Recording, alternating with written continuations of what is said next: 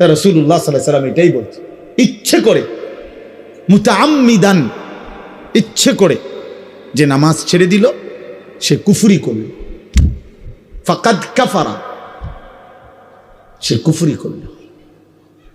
ভাত খাও, ভাত তো বেঈমানও খায়।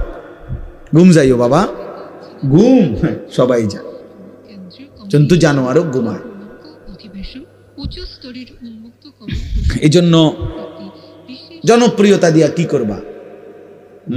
আমারে দেখে তুমি করবাটা কি?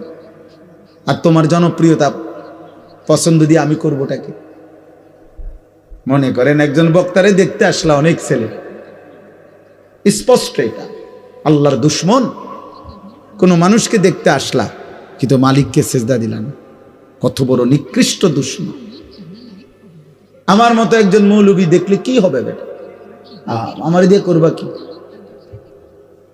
আমার দিয়ে করবা কি? আমি কি তোমারে ইলেকশনে দাঁড়াইছি? আমার থেকে কি কোনো বরাদ্দ আছে? চাল ডাল তেল সাবান আমি কি কাউরে 10 টাকা দিছি? কি দেখতে আসছো? হ্যাঁ, একজন মানুষকে দেখতে আসলা যে তুমি জানো যে আল্লাহর নামে কথা বলে, আল্লাহর কথা বলে, কোরআনের কথা বলে, এই তো কথা, আর কি? তার একজন ওয়াইজ, সে যাই হোক, একেবারে যত বড় হুজুরে হোক, তা তুমি তো এটা জানোই যে উনি আল্লাহর কথা বলে, আখিরাতের কথা বলে, কোরআনের কথা বলে। সেই তাকে দেখতে আইসাও, তার বয়ান শুনতে আইসাও, তো তুমি তো জানোই আল্লাহর কথা বলে, তো সেই আল্লাহর সেজদা দিলা না কেন? তো তোমার মতো অসভ্যরে আরো কত বছর বললে কি ফায়দা? আমারে অনেকেই পছন্দ করে, তো আমি পছন্দ দিয়ে কিতা করব? কথা বলেন না কেন? মনে করো তুমি আমারে পছন্দ করো, আমি তোমার পছন্দ দিয়ে কিতা করব?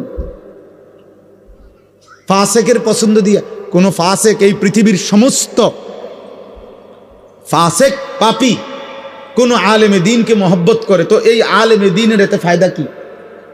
কথা বলে না, বলেন হানিফ ভাই, আপনার কি ফায়দা? কি আসবে যাবে এতে? বলো না আব্বা, কি আসবে যাবে? অতএব দোস্ত, আমি সুযোগ দিলাম, অনুমতি দিলাম, খুশি মনে, তোমরা যারা নামাজ পড়ো নাই তোমরা উঠে চলে যাও। আমি খুশি হইয়া কইলাম, তোমাকে ভালোবাসা আমি পাইছি, আলহামদুলিল্লাহ, তোমরা আমারে পছন্দ করো, আসছো।